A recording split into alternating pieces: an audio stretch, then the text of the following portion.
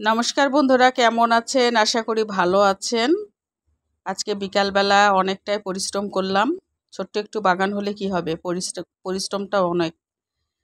তো পরিষ্কার পরিচ্ছন্ন করলাম, অনেক ঘাস হয়ে গেল, সে ঘাসগুলান ফেলাই দিলাম।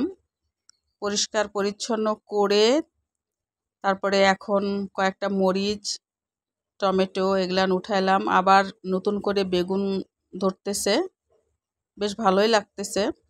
তো নতুন করে আবার কুমড়া গাছ, পুঁই শাক, এদিকে ঢেঁড়স, আরও অনেক কিছু চারা গাছ উঠছে। তো বিকালবেলা এখন দিব, পানি দিব, এ কারণে একটু বাগানে আবার ঢুকলাম। তো ভালোই লাগে বিকালবেলা করে একটু বাগান, ছোট হলেও গাছপালা লাগানো, এটা আমার একটা খুব নেশা। যেখানেই গাছ পাই কুড়াই নিয়ে আসি, আবার চারা কিনি, বীজ কিনে এটা লাগাই।